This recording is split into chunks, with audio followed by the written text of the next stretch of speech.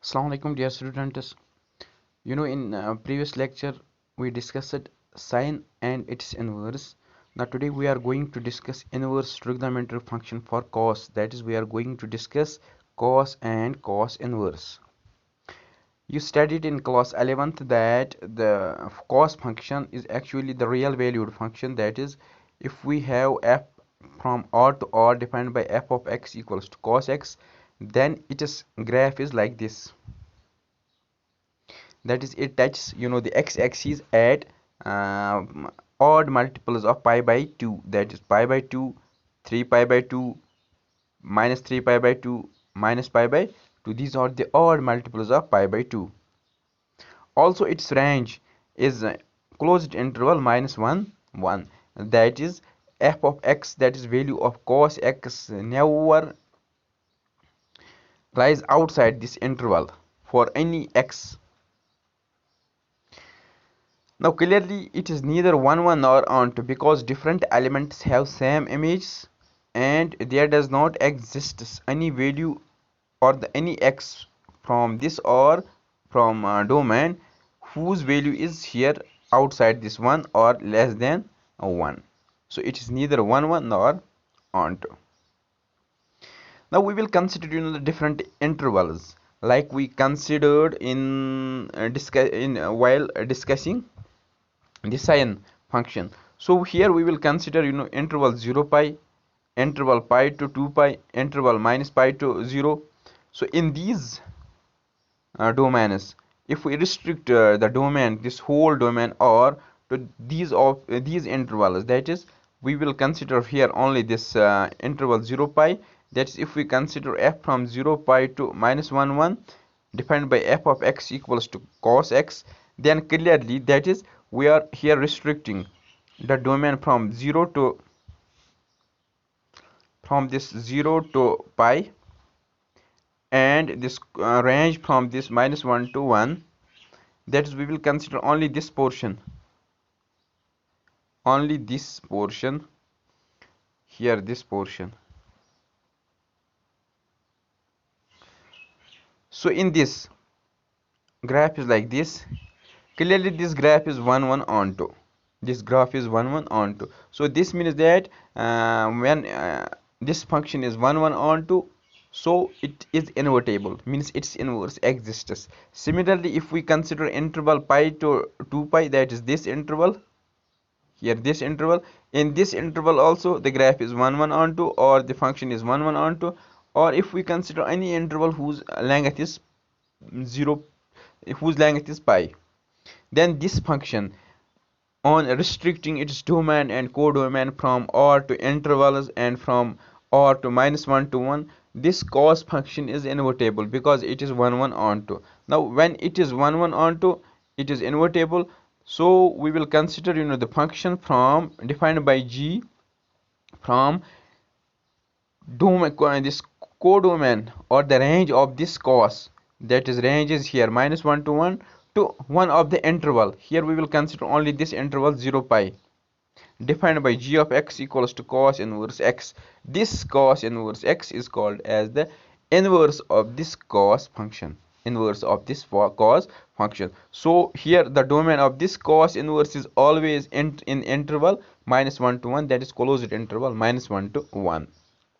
This function is called as the or cos function, or the inverse trigonometric function of cos.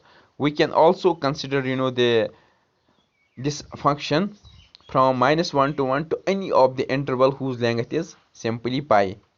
That is from pi to 2 pi, or minus pi to 0, or minus 2 pi to minus pi, because the length of each of these intervals is pi, and in each interval this function is 1 1 onto. Now we will draw the graph of cos function when its domain is, when it is codomain, or when its range is interval 0 pi, 0 pi. So you know that at x equals to 0, at x equals to 0, value of cos is pi by 2. At x equals to 1, value of cos inverse is 0. And at x equals to minus 1, value of cos is pi. So we will locate these points. Now you know the domain axis is -1 to 1, that is this.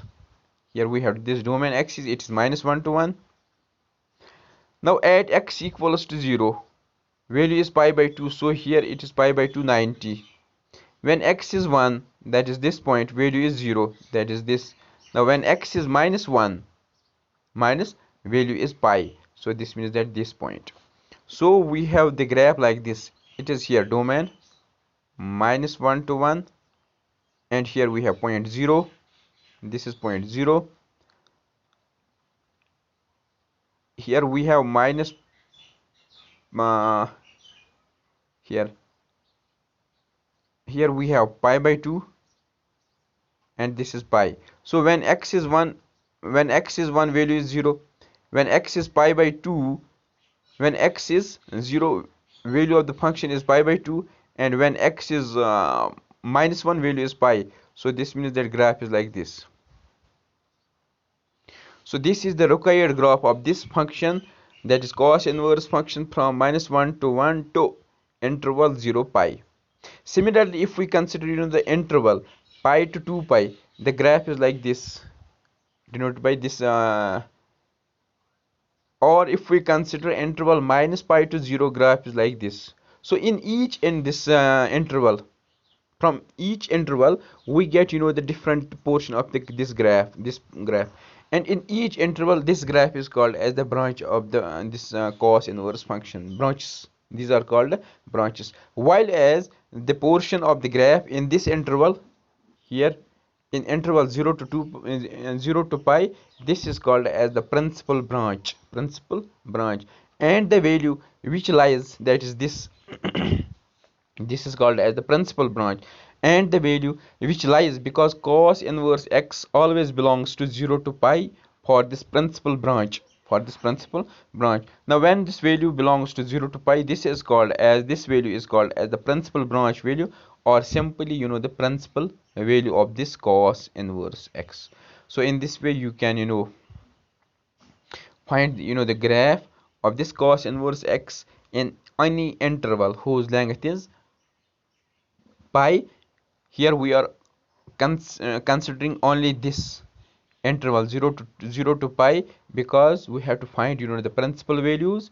The graph or the portion of the curve of cos inverse x in this interval is called as the principal branch or principal branch, while as remaining the curves are simply called as the branches, and the value which belongs to 0 to pi is simply called as the principal branch value. So from this we can say that if we consider a function f from 0 to pi to -1 to 1, that is we are restricting both domain as well as the codomain of cos function from R to R, defined by f of x equals to cos x. So here for cos x, domain is 0 to pi, then its inverse is considered from -1 to 1 to interval 0 to 2 pi, and defined by g of x equals to cos inverse x. This is called as the R cos function. So here we have f, that is function, and we have its inverse, that is g. Then you know that if f is a function, g is its inverse, then their composition is always identity function, that is f o g, that is cos inverse x equals to x. So here we have to considering we are considering here the, or we have to consider here the domain or the x from the domain of cos inverse x, that is x belongs to -1 to 1. Similarly, we have cos inverse of cos x, that is x belongs to 0 to pi.